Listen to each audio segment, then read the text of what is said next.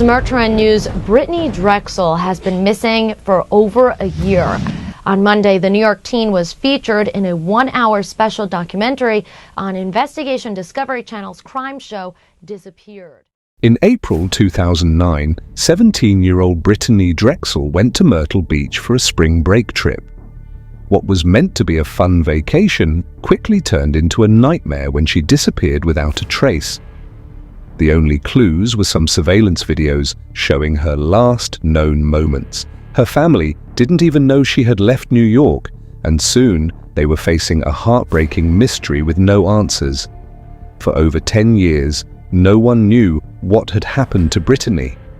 But in 2022, a shocking confession finally revealed the truth. What happened to Brittanee Drexel? Let's find out. Brittanee Drexel was a 17-year-old girl from Chile, a small town in upstate New York, full of life and promise.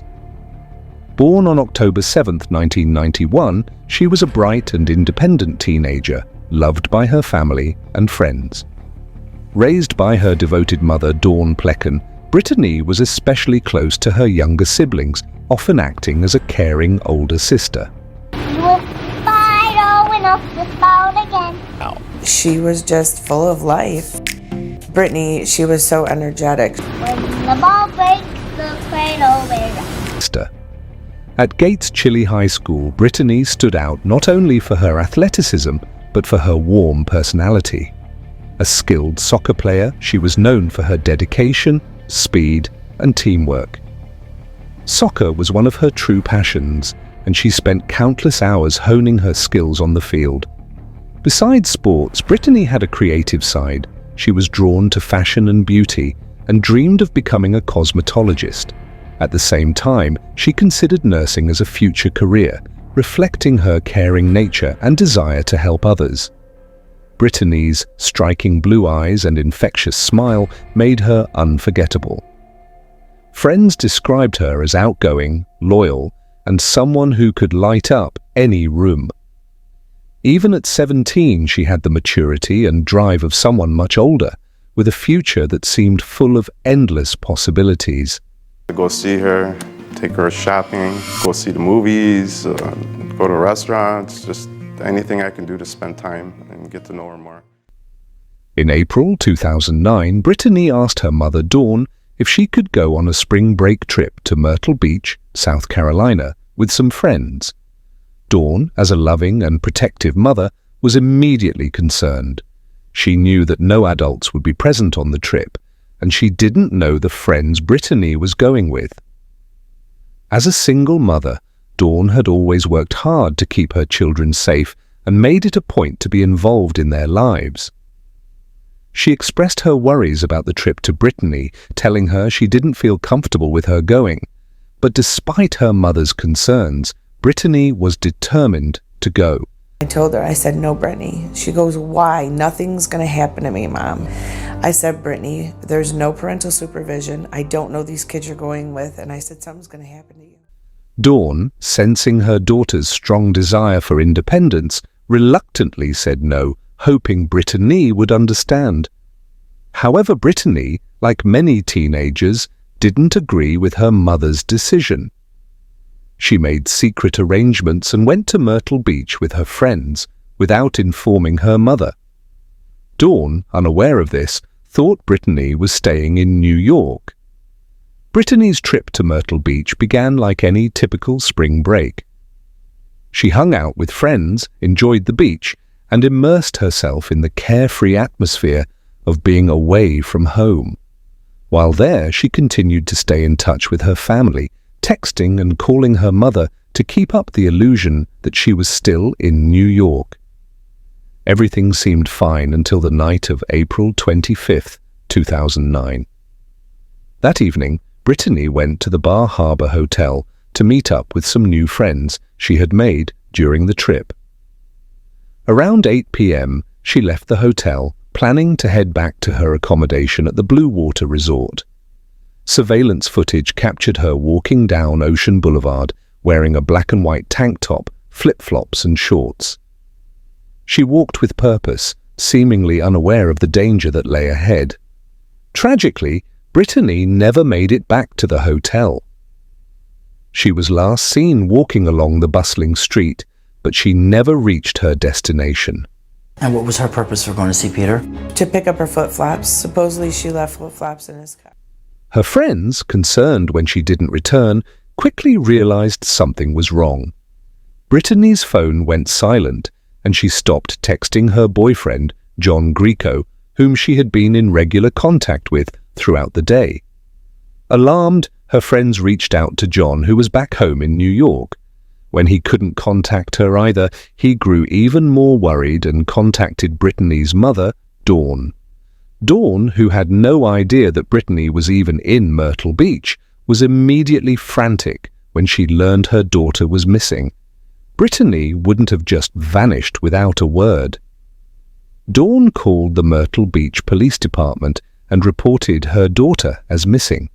The police quickly launched an investigation, treating the case as urgent because of Brittanee's age and the circumstances surrounding her disappearance. Search teams scoured Myrtle Beach, combing the beaches, streets, and surrounding areas for any trace of Brittanee. As the days passed, Brittanee's family traveled to South Carolina, working with law enforcement and volunteers in the search. Media coverage of the case spread across the country, with Brittanee's face, her bright smile and striking blue eyes, becoming a symbol of hope. Despite these efforts, no leads surfaced, and the search for Brittanee seemed to grow colder with each passing day. Her disappearance was baffling, and despite the national attention it received, the case remained unsolved for years. Her family continued to hold on to hope, but as time went on, the pain of not knowing what happened to Brittanee deepened. For over a decade, the question of what happened to Brittanee Drexel loomed in the background, unanswered. Various theories emerged, but none seemed to bring any closer to the truth. The case grew colder with time, and the possibility of finding Brittanee seemed more distant. However, in 2022, the truth finally came to light in the most chilling way. A confession uncovered the horrifying details of what happened to Brittanee. The truth was even darker than anyone had imagined, and it was only after years of waiting that her family would finally have some answers. It's been horrible because I don't know where she is. I don't know if she's alive. Because she left all her clothing. It's just not like Brittanee. Something's wrong. This case, marked by a promising life cut short, left an indelible mark on all who followed it.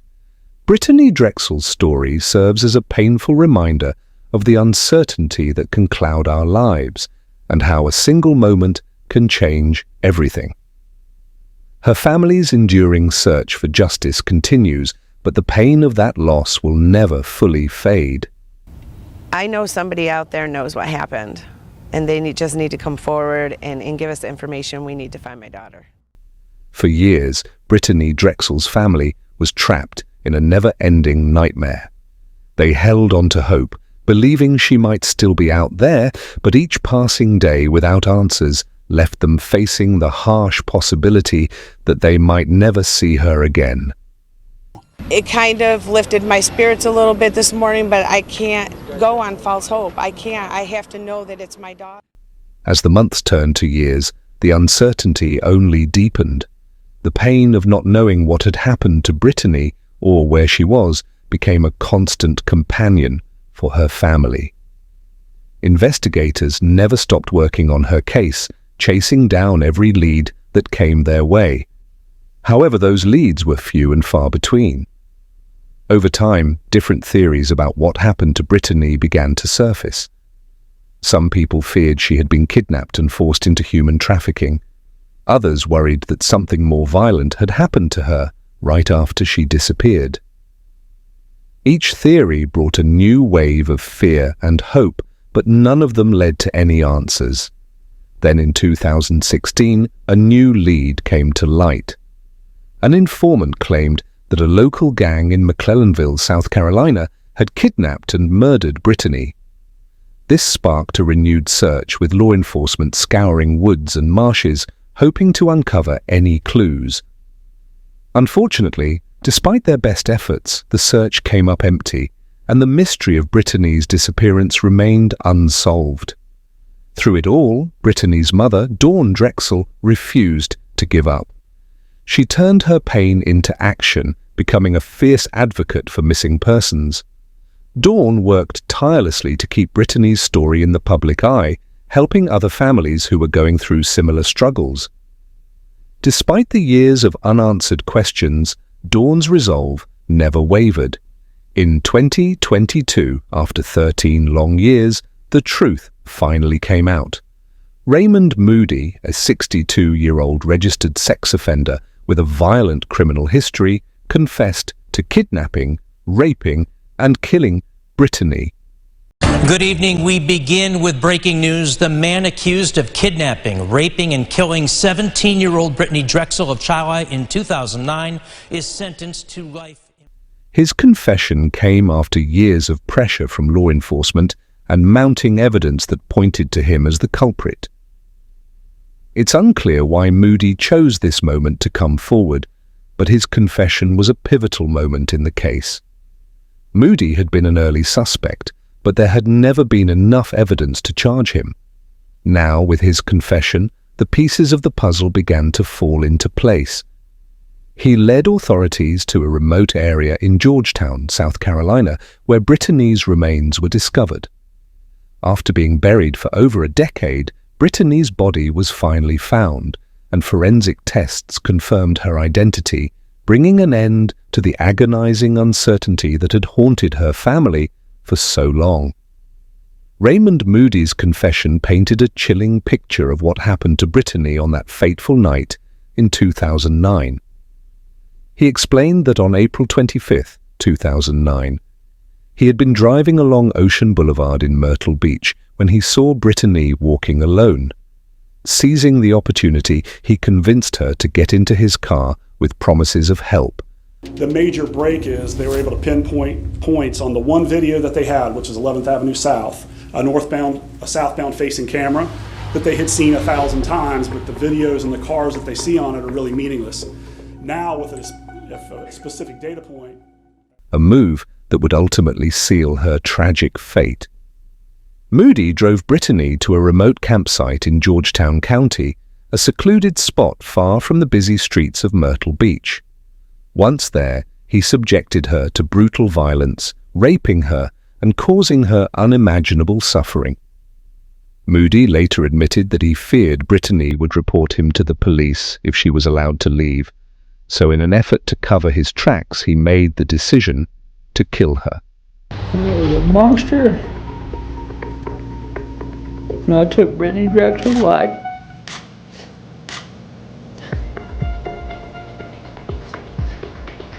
I don't have the words to express how horrible I feel. And I've felt ever since that day very, very sorry.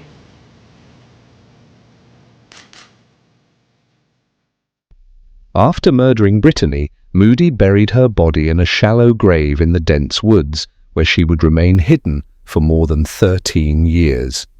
His confession was as disturbing as it was heartbreaking, revealing the monstrous actions of a man who later referred to himself as a monster during his trial. When you buried her, was she in one piece? Was she in pieces? Mm-hmm. No, she was a full intact. Okay. You said you didn't cause any extra injuries? No. Any broken bones? Or? No. Okay. Do you know how you did it? How you strangled her? There's a couple different ways, obviously. You can strangle somebody just like that. And she was in, when you transport, she was in the back of your truck? Yep.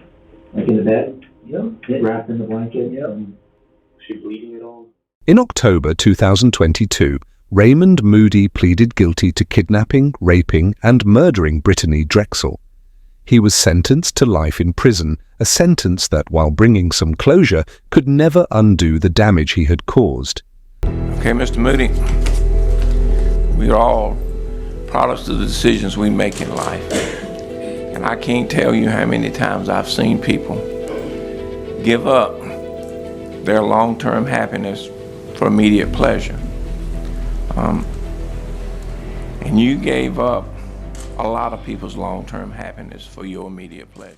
For Brittanee's family, the pain of her loss remains, but they also expressed gratitude to law enforcement for finally solving the case. Brittanee's mother, Dawn, spoke publicly about the heartbreak of losing her daughter, emphasizing how senseless the crime was. She continues to advocate for missing persons and works to raise awareness about the dangers young people face in an effort to protect others from the kind of tragedy that took her daughter's life.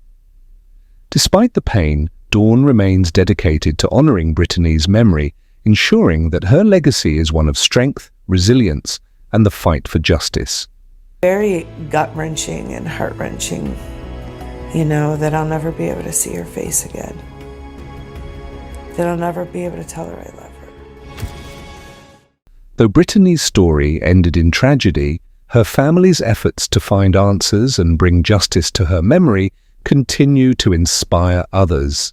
Her case is a reminder of the darkness that can lurk in our communities, but also of the strength that can be found in the face of unimaginable loss.